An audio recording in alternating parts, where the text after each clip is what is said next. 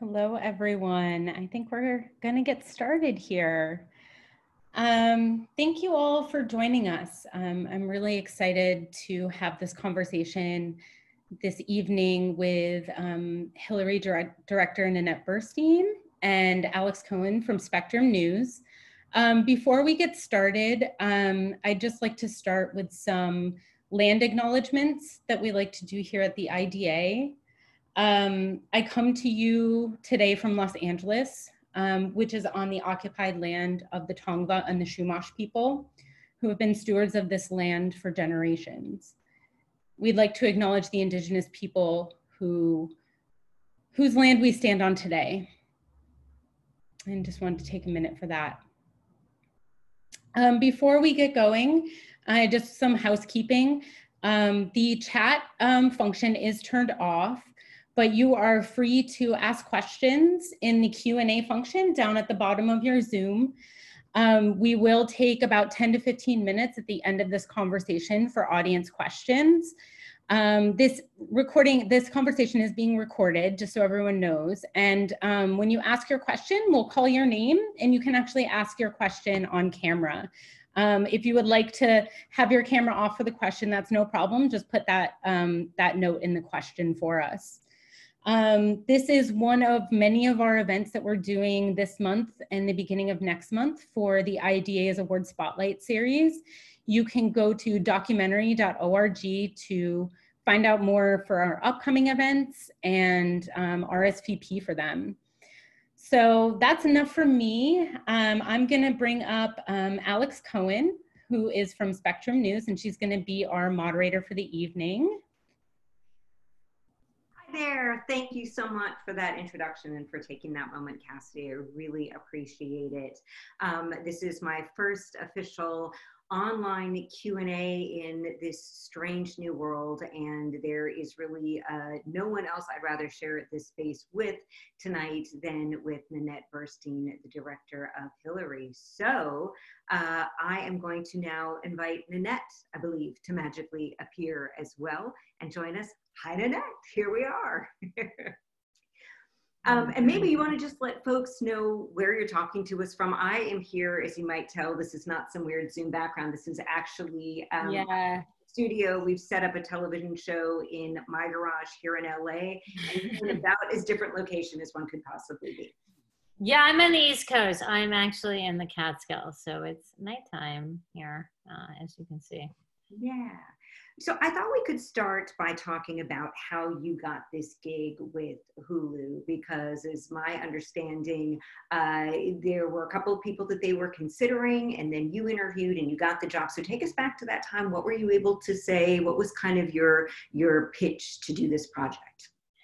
You know, it's so funny because I think back about this moment so often, you know, I mean, and I'll just go be a little indulgent for a second and go back to, you know, I mean, I actually wanted to do a documentary when Hillary was running and was told that was not possible. She's never going to do that. And then I remember quite well, as many of you may, when she lost and how personally devastated I was. And then to get a call in January of 2018, where, you know, they were saying that they had this footage of Hillary that was filmed by some people in her campaign, and would you be open to pitching on it?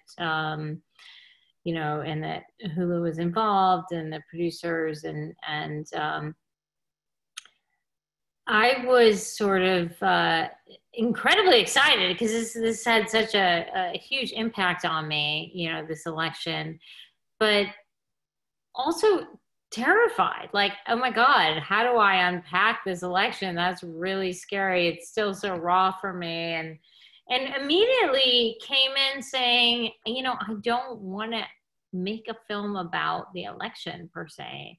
And sadly, without a strong pitch of what I was going to do instead. But I mean, I knew I would, like, you know, speak about gender and all these different issues, but I didn't want to just make a film about the election. And then soon after came up with this whole other idea. But right away, just knew that was a painful and raw idea for our society to deal with in and of itself. And I think I made the right choice in that way. So. Yeah, I agree with that completely. And I think what's nice is that literally the title kind of says it all, right? It is a film about her. And of course, you learn about the election, but you also learn so much about her as an individual. And what really stood out to me, and like, I think, you know, a lot of us, of course, felt like we knew Hillary Clinton, whatever way we knew her before watching this. But I know for me, there were so many of these moments that felt like little keys into who she is as a human being. And I'm wondering if for you, there were moments in talking with her or interviews with other people where that light bulb went off for you, where you felt like, now I get her in a way that I didn't get her before, or now this makes sense to me. No, absolutely. It happened, you know, all the time, frankly. I mean, first of all, and it happened in so many different stages. There was, you know, the research stage where I read all about her and, you know, I thought I knew her story, you know, I knew the cliff notes, but then when I researched her, I knew so much more, you know, the intricacies of her life and how much, you know, she's affected the women's movement. She was affected by it. You know, the effect that she had on partisan politics. You know, I came to realize all the nuances of her life that were very complicated. And then much more so when I was talking to her, because, you know, she is such I mean, there's a reason why she's done all of these things in life. You know, she is a really smart, articulate, thoughtful, incredible person. And so to interview her in such an elaborate way that I did, you know, and for 7 days, in fact, you see the full gamut of her vision of life, her personality, and she constantly surprised me. And in so many different ways, like there were so many different emotions that came up time and again. So, yes, I've come away with it with, actually, you know, if I were to sum it up, I've come away with it feeling, you know, just so much respect for her and you know, wishing that she was in the White House right now, if I'm going to be honest. Well, that is a whole other discussion, but I want to stay with this for a moment and talk about one of the things that really stood out to me. And it was talking when she explained why in the early days, she's met with all this, you know, sexist crap from the men around her in the world of law. And she so clearly why she didn't respond. Why that was just not what you did at the time. And for me, then going back and rewatching those debates, it really made me understand and appreciate her in a whole way. And I'm wondering if you have sensed, even when you've screened this film and watched, I'm especially curious for with younger audiences, with younger women whose idea of feminism and gender might be so very different than what women of her generation grew up with. Did you find it actually changing people's perceptions of her, getting to understand? I hope so. I thought that was one of the most telling things that she said to me. Yeah. You know, she was talking about, you know, and it came out of an anecdote of talking about, you know, for those of you who've seen it or those of you who haven't, you know, she was talking about going to take the LSAT exam and, you know, the men screaming at her saying, you know, if you get a seat in law school and I don't, I'm going to go to Vietnam and I'm going to die. You know, screaming at her while she has to take this, you know, really important exam to try to get into law school. And, you know, she just said, look, you know, these situations would come up and you just put your head down and you shut up and you did the work and you did not make a lot of noise. And that is how I approached life for so many years. And you fast forward to today, where you're meant to be authentic and, you know, talk about your true self and your feelings. And that's how, you know, and thankfully, actually, that's how the next generation of women was raised. And certainly this next, you know, the millennial generation and forward is raised. but that was not her generation. So she had a hard time adjusting to that kind of mentality.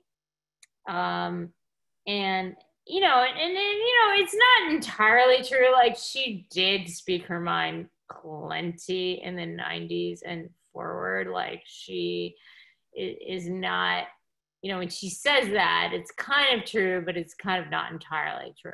But it does give you a background of the generation she came from, you know, and women now have a hard time understanding these women who have come up and have been trying to change the arc of the women's movement for decades and don't understand why they're not in a certain place that maybe they think they should be, or speaking a certain way. And you know, what I appreciate about making this film, what I think is so wonderful, is to understand the arc of the women's movement, because her particular generation, which is, you know, slightly ahead of my mother's actually, which is even crazier, you know, even more like sort of tamped down. And her generation went through it.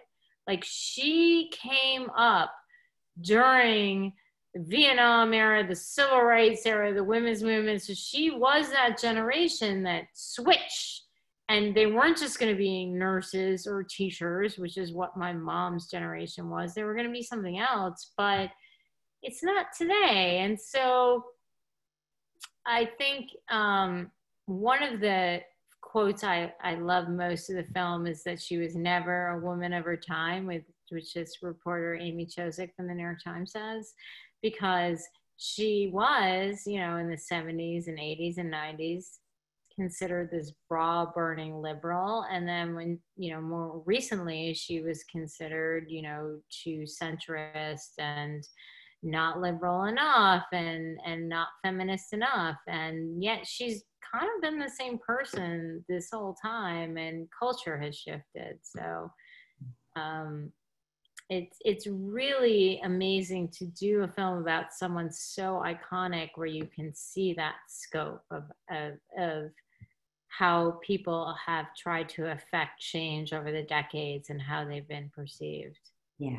And I want to pick up on that scope in a moment. I just want to let everyone who's out there watching right now a little reminder in case you missed it. In the chat function that should be down on the bottom of your screen, we welcome questions from you as well. You don't even need to pop up on the Zoom to do it. You can submit them via text. It's right there on the bottom in the chat section there for details on that. So Nanette, when you talk about the scope of her life, I remember before I watched this, I heard, oh, okay, it's about Hillary's life. It's a 4-part docuseries. And I, of course, logically assumed, okay, it will be these chapters of her life, right? The first 20 years and this and then, and at the very end, the last one's going to be the 2016 election. And I remember this like startling moment because, you know, spoiler alert here, the emails, they come up in the very first episode. And I was like, wow, that's a bold choice right there. But I'm wondering if you could kind of walk us through the editing, in the sense of figuring out how you edit this life together over the course of these 4 episodes, what your strategy was and when you made those decisions in this whole process. Yeah, I think once I decided very quickly into getting into this that I was going to open it up to her whole life story, that there was a great opportunity to do that.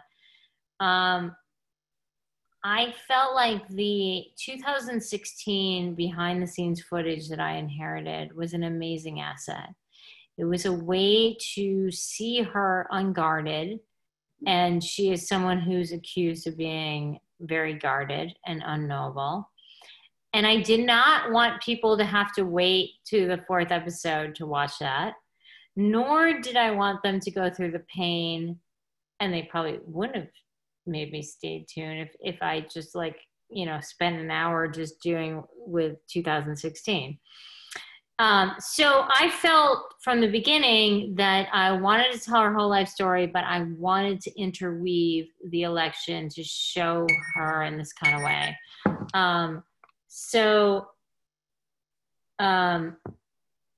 I had to figure out how to do that because it's actually not easy to intercut someone's story. And I wasn't sure it would work. Like, I was like, okay, this is my idea. I wrote it out on paper. I thought, okay, maybe this will work on paper. But I wasn't sure it would work until, you know, I came up with an assembly of the first couple episodes and figured out, okay, this actually can work because, and I think the reason why it worked was because so much of the past informs the present. And that's why I didn't also want to wait till the fourth episode to deal with 16, because I think that, you know, so much of what happened in this election is informed by the past, and you know, so to bring them a little closer together if that's possible, which is not, you know, always possible, but you can make these connections in a way for an audience that may be more impactful. So that's kind of how it evolved. And another production question, because the opening convention, and again, for those who haven't seen it yet, each of these episodes starts off, we see Hillary, she's being tended to in the makeup chair, which for me had extra significance because at one point she talks about doing the math of how much time she has spent in hair and makeup, and the fact that the dudes, all dudes, you know, who are politicians, they never go through that. And it is really insane when you think about it. So I felt like there was that extra meta level on that. And there's also a certain intimacy of what happens when you're in that moment. It's kind of before you go out onto stage. And then there is this amazing, I don't know why, it very much reminded me of the early great days of MTV, the kind of spliced together cut of Hillary over all these years. And you see all the different Coke bottle glasses that she's had throughout the generations. And it really is this kind of whole summation, and you see how different she's been, but you see even from baby to today, there is some kernel of Hillary that is there. It's a brilliant opening, and I'm kind of wondering if you could talk us through as well how you landed on that being, this is how we open up each episode. Yeah, no, it's interesting because we you know, both of those things did not come immediately. You know, they evolved as it happens in documentary filmmaking. I mean, you try to just like get the story straight, and I will say, and every documentary filmmaker that is out there, I'm sure will agree with me, the hardest thing about editing a documentary is getting the first 5 to 15 minutes right.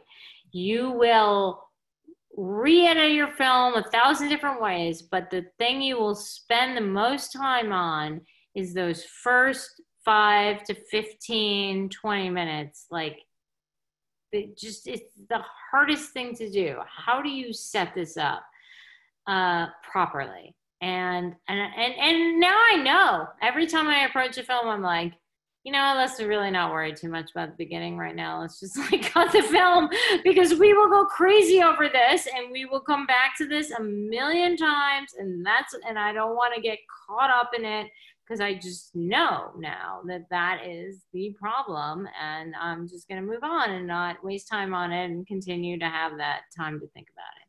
So if you're a filmmaker and you haven't come to that conclusion, please do.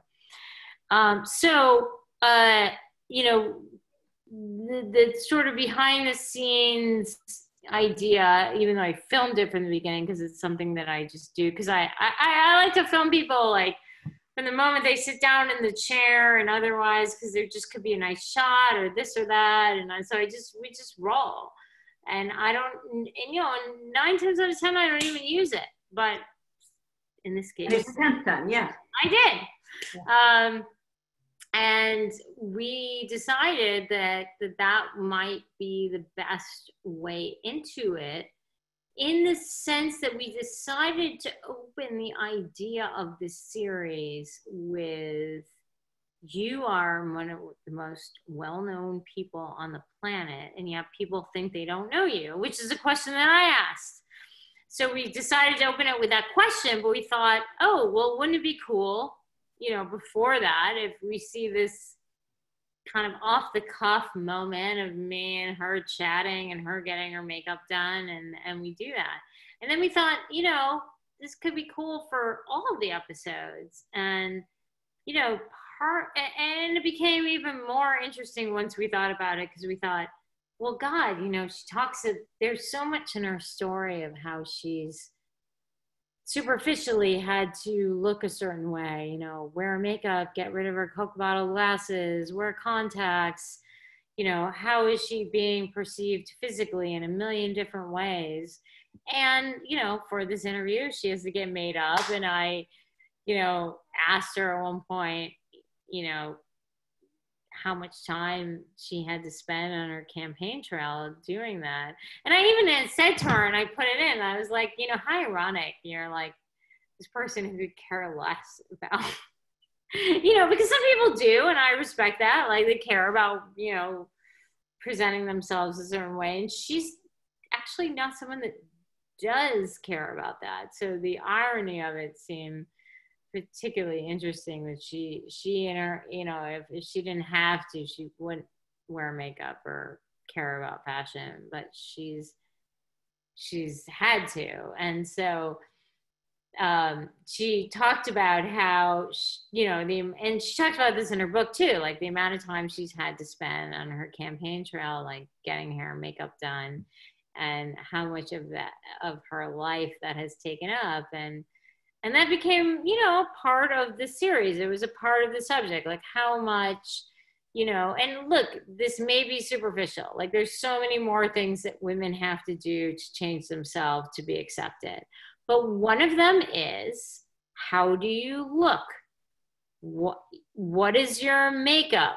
Are you wearing contacts? Are you wearing certain clothes? And this is something that she in particular has had to deal with. And it was kind of important in her story because it is something that affects a lot of us. Like men just they really don't have to deal with it. Like, you know, Bernie had like dandruff control. That was about the extent of it.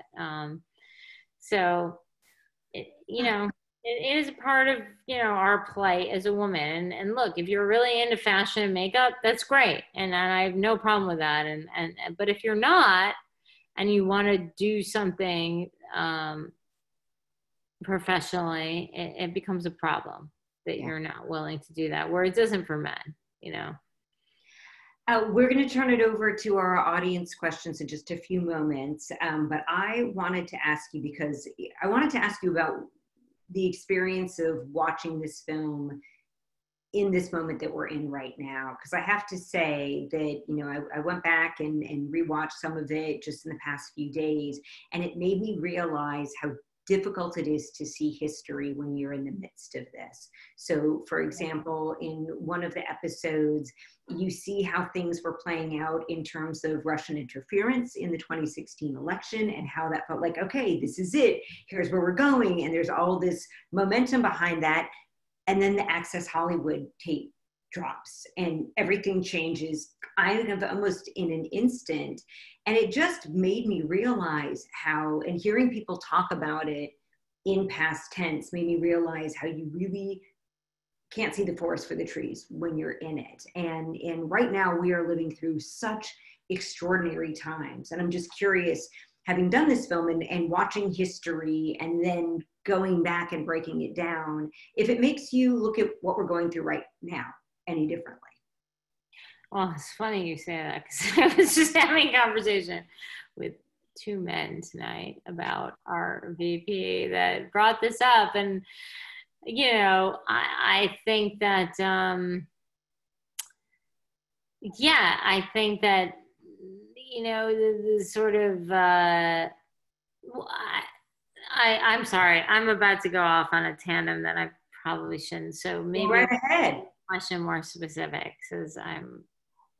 Well, no. I mean, I'm curious how because I think, you know, spending so much time with something like this, where you realize how much, even in the course of the day, something that can happen can change the course of history. And you may not know it in that moment. Well, it's sad because, you know, that moment, we were just talking about this tonight, that moment with Donald Trump, you would think that that was it. He was done. And yet he wasn't done at all. And I think this came up because I had a conversation with two men in which they were like, God, I wish Biden hadn't said that he was going to pick a woman per se as the VP. I'm like, what? These are, liberal people. But like, it should open up. Anyway, I don't know that I want to go there for this. But it just made me up, and there I was like, look, this whole thing happened with Trump. And we kind of just blew by it.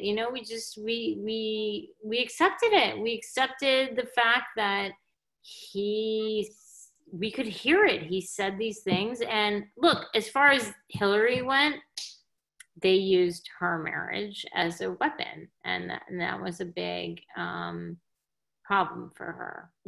That even though she in no way committed any kind of personal behavior that should be questioned. It was like, oh, well, how would you stay with a man who would do that? Like her, she's like tough. I mean, she's never even done anything that you could question in that sense, but yet, male candidates have, but your question as a woman, like, well, how could you still stay married to this guy?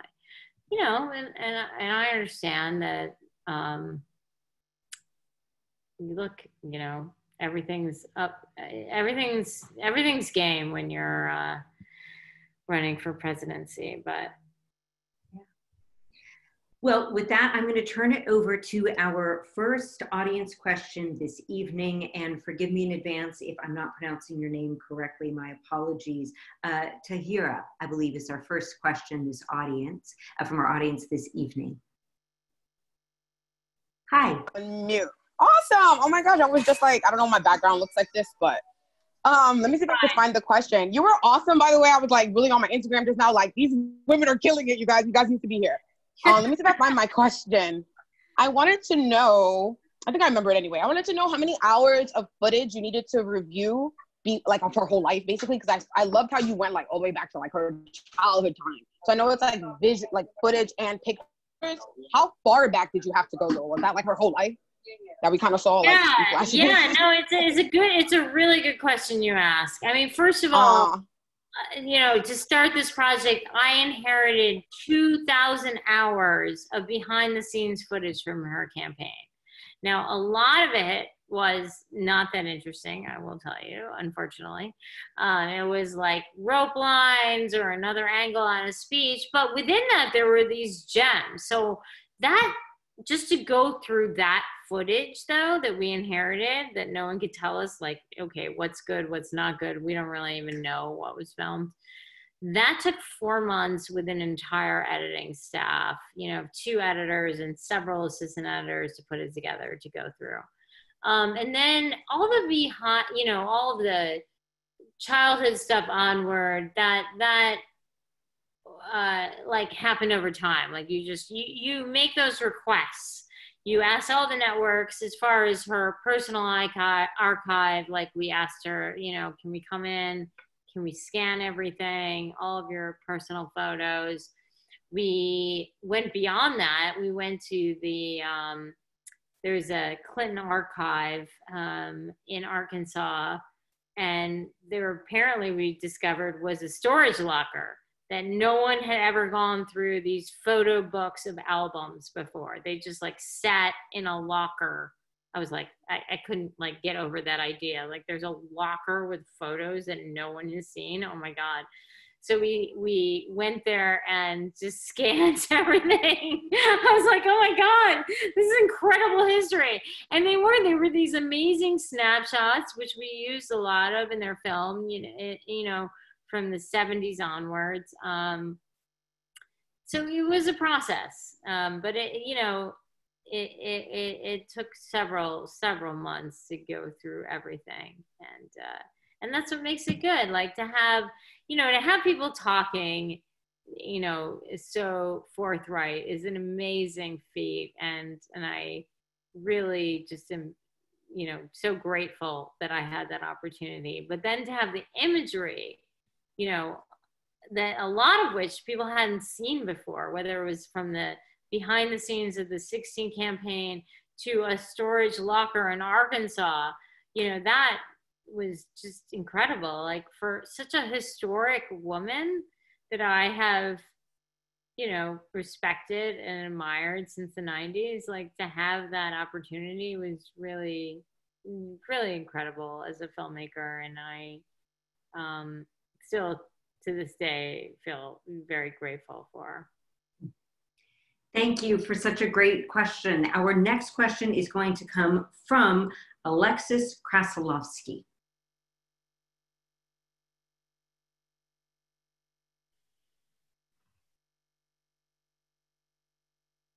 Maybe. There I am. Oh, okay. First of all, I just want to say I was really impressed by the documentary. I watched it with being extremely moved. But the question I have is, could you just tell us, if we were Hulu, what are some of the things that you said in your pitch, or what are some of the things that you would say looking back to pitch a project like this?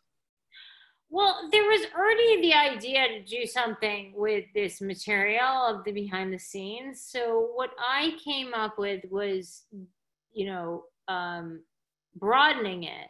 You know, so they were already going to do this project, whether it was with or without me. You know, they had this material, but they were open to the idea of what, you know, what is the angle? What does a filmmaker bring to this? What is the vision? And for me, it was, let's look at this woman's entire life and do it in a personal and intimate way, but let's do it through thematically through the arc of the women's movement, through the arc of our partisan politics, like, why are we so divided? And if you break down her life, this tells that story over the last 50 years to understand our culture in that way. So that's kind of the pitch and what I ended up doing. So excellent. Alexa, great question. Thank you for your question. And our final question this evening comes from Gina June.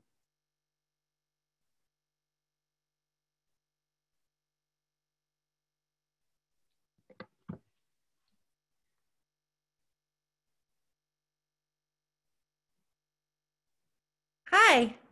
Hello. Thank you so much for being here and doing this. Oh, my pleasure. So my question was, how much involvement did Hillary have with your documentary? Was there any portion or scene or footage that she did not want in the documentary, or vice versa? Remarkably, no. She was, you know, she was a subject. She was a willing participant.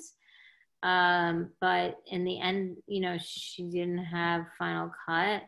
There was one anecdote that was in the film that she just, you know, her friend told that was actually not that important, that she just like said was just not true.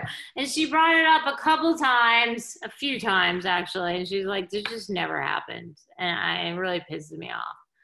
And so I took it out because I was like, okay, if it really didn't happen and you're insistent and Bill's insistent because he's part of and you know, it's not an important anecdote. It's like, she went to visit her in Arkansas and it seemed this kind of way. And anyway, but beyond that, no, she had no opinion about, you know, what the final cut should be.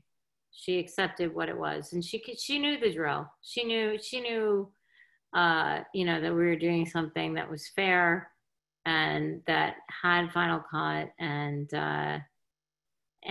you know, she was either going to accept it and be happy with it, or she wasn't going to promote it. And that I mean, just to be really honest here, that's kind of how it goes. Like, if you have that kind of deal, Like they will either say, okay, or they will say, okay, I'm not promoting this. I don't want anything to do with it. And so fortunately, we fell into the camp of she was cool with it and she wanted to promote it. Unfortunately, she couldn't be with us here tonight, but we were very, very lucky to have Nanette. Thank you so much for taking your time out and chatting with us about it. And with that, I'm going to hand things back over to Cassidy. Yes, thank you very much, everyone, for attending. We really appreciated having you. Again, you can go to documentary.org to find our upcoming screenings, and we will be posting our past ones on our YouTube channel. So thank you all for joining. Thank you, Nanette. Thank you, Alex. I really appreciate it. I hope you both have really good evenings. Thank you. Thank you. Bye-bye. Bye.